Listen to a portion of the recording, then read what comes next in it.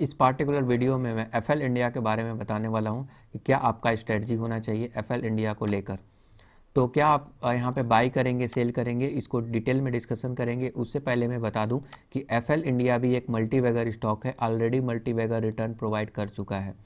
तो 24 तारीख का आपका क्या स्ट्रेटजी होना चाहिए, इसको हम डिटेल में इस पार्टिकुलर वीडियो में समझेंगे। फंडामेंटल और टेक्निकल एनालिसिस करके मैं आपको बताऊंगा कि क्या आपका यहाँ पे क्या आपका एक्शन पॉइंट होना चाहिए।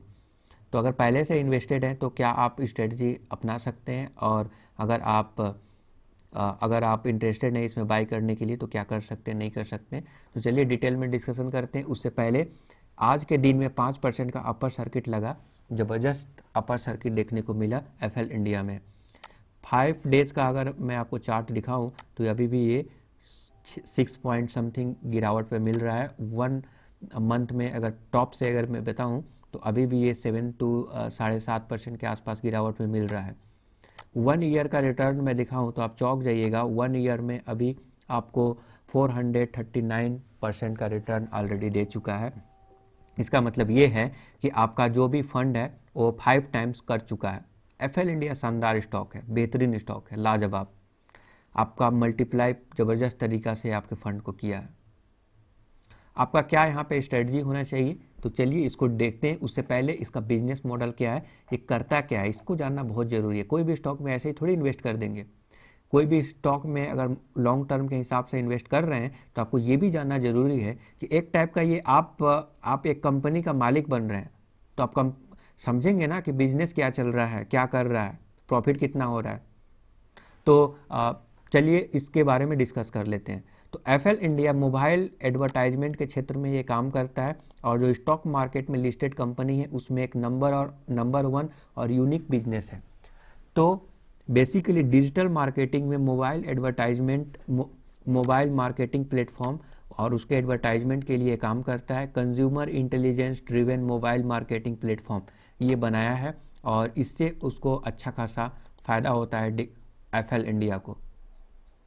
ओके, तो यहाँ पे देख सकते हैं ऑडियंस, डेटा, क्वालिटी, एक्सपीरियंस। तो मोबाइल में जो है एडवर्टाइजमेंट में बेहतरीन प्रदर्शन कर रहा है, देख सकते हैं। तो बिजनेस मॉडल काफ़ी बेहतरीन है। In app ads for messaging apps, ad fraud detection, consumer acceptable advertisement. इसके बारे में मैं डिटेल में नहीं जाऊंगा, ये अपने आप में बहुत बड़ा टॉपिक है, तो मैं कम टाइम मैं आपका लेना चाहता हूं। मैं ओवरऑल मैं आइडिया दे दूं कि ये मोबाइल एडवर्टाइजमेंट में ये काम करता है, और बहुत ही बेहतरीन प्लेटफॉर्म है इसका, जो आने वाले समय में ज़बरदस्त रेवेन्यू ग्रोथ की उम्मीद है। देख सकते हैं इस टाइप का उनका प्लेटफॉर्म है। ओके, नाउ इसके फंडामेंटल में मार्केट कैप के बारे में बात करें, 14,186 करोड़ का मार्केट कैप है। मिड कैप का स्टॉक है, शानदार स्टॉक है। इस टाइप के स्टॉक जो होते हैं ना मिड कैप में, उसमें हाई ग्रोथ होने की पॉसिबिलिटी रहता है। मान लीजिए कि आप टीसीएस बाई कर रहे हैं, इन्फोसिस, एचसीएल, एचयूएल, इस टाइप के स्टॉक में अगर आप बाई करेंगे तो क्या होता है ना कि वो ऑलरेडी मल्टीबैगर रिटर्न प्रोवाइड कर चुके हैं। लगातार 20 सालों से वो मल्टीबैगर रिटर्न प्रोवाइड किए हुए हैं। अब इतना ज़्यादा मल्टीबैगर रिटर्न प्रोवाइड करने के बाद लार्ज कैप के स्टॉक बन गए और सैचुरेशन लेवल पे पहुंच गए। अब वहाँ पे लोग बाई जब करेंगे तो हाई ग्रोथ का पोटेंशियल उम्मीद लेकर नहीं करेंगे।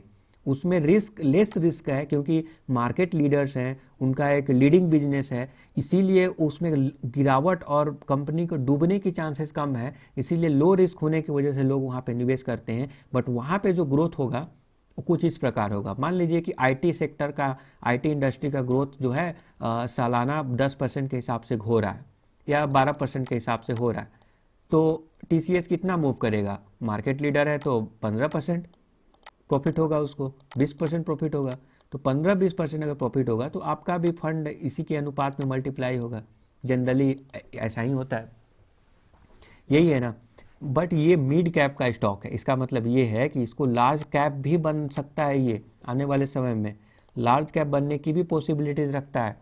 तब वो जो है लार्ज कैप, मिड कैप से लार्ज कैप बनेगा तो अभी निवेश किए रहेंगे तो आपको मल्टीबैगर रिटर्न प्रोवाइड करेगा। बाद में इन्वेस्ट करेंगे जब ये लार्ज कैप बन जाएगा, सब कुछ सैचुरेशन लेवल पे पहुंच चुका होगा, तब आप यहाँ पे बाई करेंगे तो फ़ायदा क्या है? हालांकि ये थोड़ा रिस्की है क्योंकि मिड कैप का है, तो कंपनी बंद हो गया तो आपका रिस्क है, रिस्क तो रहेगा ही। अब हाई रिटर्न एक्सपेक्ट करेंगे तो रिस्क भी ज़्यादा रहेगा। It's okay. तो मिड कैप का स्टॉक है। प्रॉफिट ग्रोथ के बारे में बात करें तो 41% का प्रॉफिट ग्रोथ है, जो कि शानदार है, एब्सोल्युटली बोलेंगे बहुत बेहतरीन है। ठीक है, कर्जा भी है, ये 101 करोड़ का कर्जा मेरे हिसाब से, थोड़ा कर्जा तो ज़्यादा है बट उतना भी ज़्यादा नहीं है। इस टाइप के जो मिड कैप के स्टॉक हैं उनके अपने बिजनेस को एक्सपेंड करने के लिए डेट तो थोड़ा बहुत लेना पड़ता है, तो ये एक डेट यहाँ पे है। मेरे हिसाब से ये डेट आप बहुत कम है as compared to market cap, तो आप इसको कंसीडर कर सकते हैं। फेस वैल्यू 10 है, प्राइस ज़्यादा होने की वजह से ये स्प्लिट हो सकता है या फिर बोनस दे सकता है, तो ये भी पॉसिबिलिटीज़ यहाँ पे बन रहा है क्योंकि ऑलरेडी देख सकते हैं कितना महंगा हो चुका है प्राइस। ठीक है, नाउ आरओई देख लेते हैं। आरओई कितना है? 43.5%, शानदार। आरओसी 42.7%, क्या बेहतरीन आरओसी है। ओके, सब कुछ यहाँ पे बेहतरीन नज़र आता है, बट स्टॉक पी रेशियो ना बहुत ज़्यादा है। ये ओवर वैल्यूड स्टॉक है, ये इसका कॉन्स है, इसको आपको नहीं बोलना चाहिए, ये ओवर वैल्यूड है। बट अच्छे स्टॉक सस्ते मिलते कहाँ हैं? अच्छे स्टॉक तो हाई पी पर ही मिलेंगे ना। पी जो है हाई है, इसका मतलब ये भी दर्शाता है कि लोगों का ट्रस्ट है इस कंपनी के प्रति। आपको इसको रडार पे रखना है, ले या ना ले, बेहतरीन स्टॉक है तभी लोग। 1 रुपया अगर कमा रहा है कंपनी तो आप 155 रुपये देने के लिए तैयार हैं। पी रेशियो इतना ज़्यादा है, क्यों? ये ट्रस्ट भी दिखाता है। ये एक निगेटिव पॉइंट तो है ही, क्यों? क्योंकि आप अभी इन्वेस्ट करना चाहते हैं तो ये निगेटिव पॉइंट हो सकता है, बट ये पॉजिटिव पॉइंट भी है कि लोगों का ट्रस्ट है इस कंपनी के ऊपर और बेहतरीन रिजल्ट की एक्सपेक्टेशन है, इसीलिए पी रेशियो ज़्यादा है, तो आपको ये नहीं भूलना चाहिए। तो पी रेशियो मेरे हिसाब से रहेगा ही, इस टाइप के स्टॉक कॉस्टली ही होते हैं, आपको मानना ही पड़ेगा। ओके, नाउ अगर पीयर के साथ अगर कंपैरिजन करें तो कोई पीयर है ही नहीं एक्चुअली जो स्टॉक मार्केट में लिस्टेड है। गुजरात गैस से थोड़ी इसको कंपैरिजन करेंगे, मिसलेनियस सेक्टर में आता है ये, तो इसका कोई पीयर के साथ अगर कंपैरिजन करें इसके कंपटीटर के साथ, तो अभी ऐसा कोई कंपटीटर यहाँ पे स्टॉक मार्केट में लिस्ट नहीं हुआ है जो डिजिटल मार्केटिंग और इस टाइप के बिजनेस में इन्वॉल्व हो। यहाँ पे अगर हम देखें तो अर्निंग पर शेयर यहाँ पे देख सकते हैं दिसंबर 2000 में 12.04, अगर हम सितंबर में देखें तो ये भी बढ़ा है, ये 12.04 एक्चुअल में करोड़ में है, ये बढ़ा हुआ है। प्रॉफिट बिफोर टैक्स देख सकते हैं 10, 12, 20, 17, 16, 90, 25, 18, 20, 30, 34, ये भी बढ़ रहा है। ओके, तो क्वार्टरली रिजल्ट में अगर आप देखेंगे तो सेल्स बढ़ रहे हैं, प्रॉफिट ग्रोथ बढ़ रहे हैं, सब कुछ बेहतरीन है और अच्छा खासा मार्जिन से बढ़ रहे हैं। Compounded profit growth trailing 12 month का 24% है। स्टॉक का प्राइस भी काफ़ी ज़्यादा मूव कर चुका है, ये भी आपको नहीं भूलना चाहिए। होल्डिंग के बारे में डिस्कस करते हैं।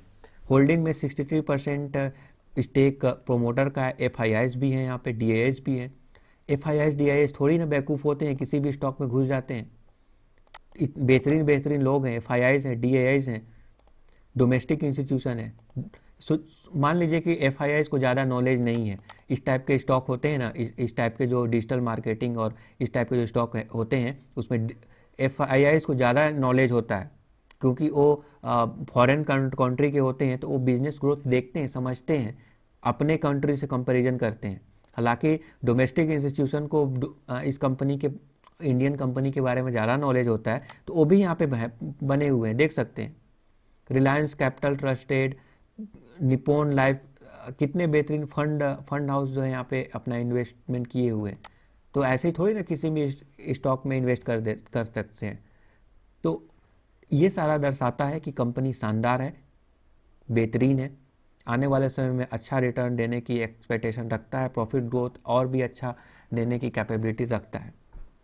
हालांकि एक कॉन्स भी है, कॉन्स ये है कि प्रोमोटर ने अपना होल्डिंग डिक्रीज किया, तो एक्चुअली मैं इसको कॉन्स नहीं मानता। ये कॉन्स तो है बट किस दृष्टिकोण से इसको नहीं मानता, क्योंकि देखिए HDFC ने अपना स्टॉक होल्डिंग डिक्रीज किया था, उसके CEO ने, उसके बाद ज़बरदस्त रैली देखने को मिला। IDFC फर्स्ट बैंक ने होल्डिंग डिक्रीज किया, उसके बाद ज़बरदस्त रैली देखने को मिला। डिक्सन टेक्नोलॉजी ने अपना होल्डिंग डिक्रीज किया, प्रॉफिट बुकिंग किया, उसके बाद ज़बरदस्त रैली देखने को मिला। रैलिंग इस प्रकार से कि स्प्लिट का न्यूज भी आया, स्प्लिट का भी न्यूज आया, ज़बरदस्त ग्रोथ भी हुआ। कंपनी को पता था कि स्प्लिट आगे मैं दे सकता हूँ, फिर भी उन्होंने अपना डिक्रीज किया होल्डिंग। क्यों? क्योंकि मुझे ऐसा लगता है कि प्रोमोटर को फंड की रिक्वायरमेंट होगा और उन्हें लगता होगा कि कर्जा लेना अभी सही नहीं है, हो सकता है कि मैं यहीं से फंड रेज कर लूँ, तो इसीलिए उन्होंने अपना फंड को डिक्रीज किया।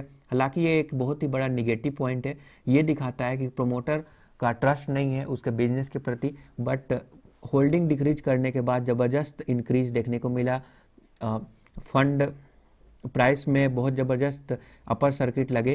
तो आप बोल सकते हैं कि ये कोई अभी मैटर नहीं करता है, ये डाइल्यूट हो चुका है ये सिचुएशन, तो अभी आप कंसीडर कर सकते हैं। करेंटली फंडामेंटली स्ट्रॉन्ग है और फ्यूचर ग्रोथ का एक्सपेक्टेशन की वजह से मुझे ऐसा लगता है कि आने वाले समय में बहुत ही अच्छा प्रदर्शन करेगा। और पहले से अगर आप निवेशित रहेंगे तो आपको बेनिफिट होगा, अदरवाइज ऑलरेडी और भी ऊपर चला जाएगा, मल्टीबैगर बहुत सारे लोगों को बना चुका होगा, तब आप बाई करेंगे तो फ़ायदा क्या। ठीक है, तो चलिए अब टेक्निकल के बारे में डिस्कस कर लेते हैं कि टेक्निकली क्या आपका स्ट्रेटजी होना चाहिए। तो मेरे हिसाब से आपको यहाँ पे सतर्क हो जाना चाहिए। पी रेशियो ज़्यादा है, हाई है, अभी गिरावट देखने को मिला है, तो आने वाले समय में और भी गिरावट देखने को मिल सकता है, मेरा ऐसा मानना है। और भी गिरावट हो सकता है क्योंकि मार्केट में प्रॉफिट बुकिंग भी एक मेजर पार्ट होता है स्टॉक मार्केट का, कंसोलिडेशन, प्रॉफिट बुकिंग, ये सारे चीज़ होते रहते हैं। तो अभी तक अगर आप निवेश नहीं किए हुए हैं तो आप थोड़ा वेट कर लें। कल आपको दो चीज़ करना है, कल आपको देखना है कि मार्केट का सेंटीमेंट क्या है। अगर ये पॉजिटिव ट्रेंड अगर यहाँ पे दिखाएगा तो आप बाई कर लें, इसमें अपर सर्किट लगते हैं। आज जो है 5% के अपर सर्किट के साथ क्लोज हुआ है, तो हो सकता है कि कल के डेट में थोड़ा बहुत और इंक्रीमेंट देखने को मिले। तो अगर कल पॉजिटिव शुरुआत होता है तो आप बाई कर सकते हैं एक छोटा सा स्टॉप लॉस लेकर, अदरवाइज इस लेवल पे बाई ना करें, मेरा ऐसा सजेशन रहेगा। ठीक है, ऐसे लोग जो पहले से ही बाई किए हुए हैं वो अगर 5% के अपर सर्किट पे हैं, ऊपर में है, तो यहाँ से हट सकते हैं। लॉन्ग टर्म का नज़रिया है तो मैं बोलूँगा कि आप इस लेवल पे बाई करके चलें, क्योंकि एट द एंड ये टूटने वाला है, अनटिल और अनलेस कोई बैड न्यूज़ ना आ जाए, अनटिल और अनलेस कोई फंडामेंटल में कोई प्रॉब्लम ना हो जाए, उसके रिगार्डिंग कोई बैड न्यूज़ ना आ जाए। अगर ऐसा कुछ होता है तो आप निकल सकते हैं, अदरवाइज इसमें बने रह सकते हैं, मेरा ऐसा मानना है। तो कुछ इंपॉर्टेंट सपोर्ट और रेजिस्टेंस के बारे में डिस्कस कर लेते हैं। ओके, नाउ की point for a long term. Long term के हिसाब से आपका स्ट्रेटजी क्या होना चाहिए? लॉन्ग टर्म के हिसाब से बाई कर रहे हैं तो करेंट लेवल पर भी आप बाई कर सकते हैं।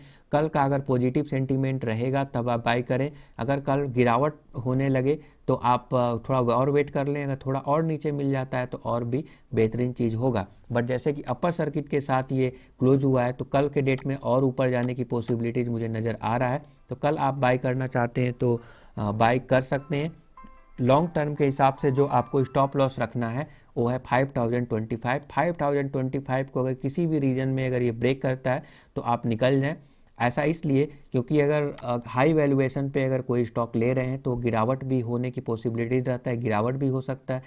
तो इस गिरावट में कम से कम नुकसान हो, आपको पता होना चाहिए कि कहाँ निकलना है, इसीलिए मैं ये स्टॉप लॉस दे रहा हूँ। स्टॉप लॉस इसलिए इम्पोर्टेंट है क्योंकि अब देखिए, अब ये एक्सपेक्टेशन पे ये प्राइस जंप हो रहा है कि अच्छा क्वार्टर रिजल्ट प्रोवाइड करेगा, लोग ऐसा अनुमान लगा रहे हैं। But by the way fundamentally अगर किसी भी तरह का प्रॉब्लम आता है या कोई बैड न्यूज आ जाता है, गिरावट होगा, तो आप सोचेंगे कि नहीं मुझे तो अब होल्ड करके रखना है इसको, होल्ड करके रखेंगे और ऊपर जाने लगेगा तो बोलेंगे कि होल्ड करके रखना है, नीचे अगर जाने लगेगा तो लगेगा कि नहीं अब बाउंस बैक करेगा, अब बाउंस बैक करेगा और आपको निकलने का मौका नहीं मिलेगा। तो आपको मैं ये स्टॉप लॉस सजेस्ट कर रहा हूँ ताकि आप निकल जाएं। ऐसा ना हो कि ये ब्रेक कर गया तब भी आप पकड़ के रहने, अभी बाउंस बैक करेगा, नहीं ऐसा नहीं है, ये निकल जाए। ये स्टॉप लॉस अगर हिट होता है तो निकल जाए, अदरवाइज मैं बोलूँगा कि ब्रेकआउट लेवल तक वेट कर लें 6000। अगर 6000 को ब्रेक करके ऊपर जाता है तो फिर से एंट्री ले सकते हैं, अदरवाइज 5000 और 6000 के अंदर में ये ऊपर नीचे अप्स डाउन्स लगाते रहेगा। तो ये कंसोलिडेशन में अगर रहेगा तो आपको प्रॉब्लम होगा। तो दो चीज़ें हैं यहाँ पे। अगर लॉन्ग टर्म के हिसाब से अगर बात करें तो करेंट प्राइस पॉइंट पर भी एंट्री कर सकते हैं जिसमें आपको ये स्टॉप लॉस रखना है, और ऐसे लोग जो कंसोलिडेशन फेज और गिरावट में जो है उनको समझ में नहीं आता है क्या करें, और फंड को ब्लॉक नहीं करना चाहते हैं। कंसोलिडेट कर रहा है तो उनको तकलीफ होता है, गिरावट होता है तो भी वो समझ नहीं पाते हैं, और लास्ट में ज़्यादा गिरावट होने की वजह से वो नीचे निकल जाते हैं, यहाँ से निकल जाते हैं, स्टॉक छोड़ देते हैं, सेल कर देते हैं, क्योंकि उनको बर्दाश्त नहीं होता है। तो ऐसे लोगों के लिए ये ब्रेकआउट है। ब्रेकआउट का मतलब ये होता है कि अगर इस लेवल को अगर तोड़कर ऊपर जाएगा तब आप यहाँ पे एंट्री कर लें, और 6000 को अगर ब्रेक करेगा तो 6500 तक जाकर भी रुक सकता है, क्योंकि ब्रेकआउट होता है तो ज़बरदस्त अपसाइड रैली देखने को मिलता है। इसीलिए मैं बोल रहा हूँ 6000 को अगर ब्रेक करके ऊपर अगर जाने लगे तो आप एंट्री कर लें। अदरवाइज़ इस पीरियड में हो सकता है कि ये ऊपर नीचे ऐसे करता रहे।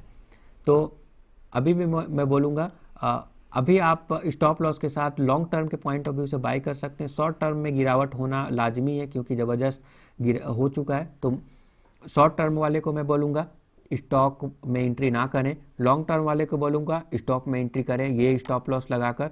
शॉर्ट टर्म वाले को अगर एंट्री ही करना है तो फिर ये ब्रेकआउट होने के बाद एंट्री करें, मतलब 6000 को ब्रेक करके ऊपर जब जाने लगे तब एंट्री ले लें। ये मेरा रिकमेंडेशन रहेगा। तो आई होप कि आपको समझ में आ गया। नेक्स्ट अगर किसी भी तरह का अगर प्रॉब्लम होता है तो आप कमेंट करके पूछ सकते हैं। Thank you for your support.